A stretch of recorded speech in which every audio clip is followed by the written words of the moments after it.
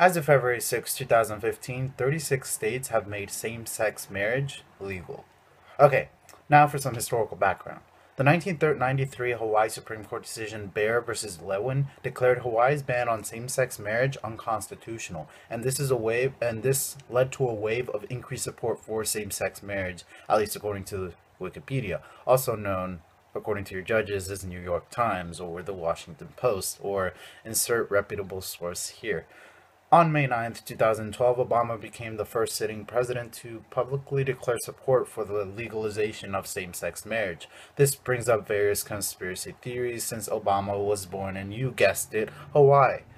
To understand the legal aspect of this issue, it's important to understand the 5th and 14th Amendments, specifically the Equal Protection Clause that basically says that everyone is equally protected by the law.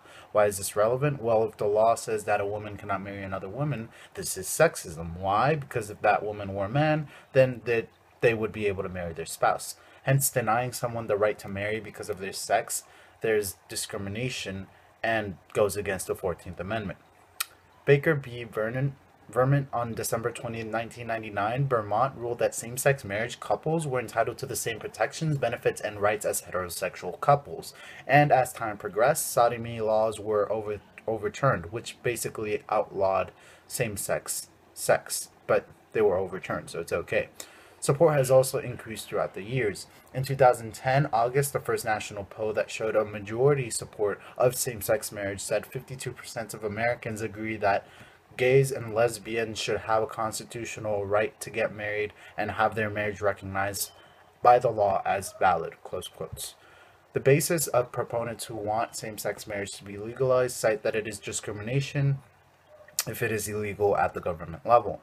Those who oppose same-sex marriage cite that marriage has traditionally only been heterosexual couples and that broadening the definition can lead to polygamous and interspecies marriages. Well, first, yeah, maybe it has been traditionally a certain ways, but times are changing. We can always change tradition. Traditionally, we used to have outdoor plumbing. Technology has changed this. Thank you, Mr. Lawrence, for that example. Just because something is traditional doesn't mean it's right and can't be modified. Just as for the broadening of the definition, there's no need to worry. Broadening of definitions occurs all the times and can be controlled, which kind of brings me to a small rant. What's so wrong with polygamy? I personally don't think you should marry more than one person, but if someone thinks differently, who am I to stop them? There are, however, governmental problems with things such as benefits, but that's a problem for the future. Maybe one day, instead of arguing for same-sex marriage, we will be arguing for polygamous marriage. I have no idea how to pronounce that. Just pronounce it however you want. As for interspecies marriage, who am I to judge? Which leads me to a possible way to craft your speech, and that is an argument that I personally like. Marriage itself should only be a part of the religious institution, not a government one. When the government marries people, it seems to me as though the whole separation of church and state thing isn't going over too well. Instead, marriage should belong to the church/other organization, and in the government, there should be unions, which come with the same benefits that come with marriage. These unions would be open to anyone, regardless of gender, race, orientation, etc. And I think this would make everyone happy, but I don't know, that's just me. Anyway, for your speeches, I'm assuming you're going to be running a pro same-sex marriage speech. Well, we live in Texas, so you should watch out for your judges. Sometimes to get a higher ranking, you have to give a more of an informative speech than a persuasive one on this topic.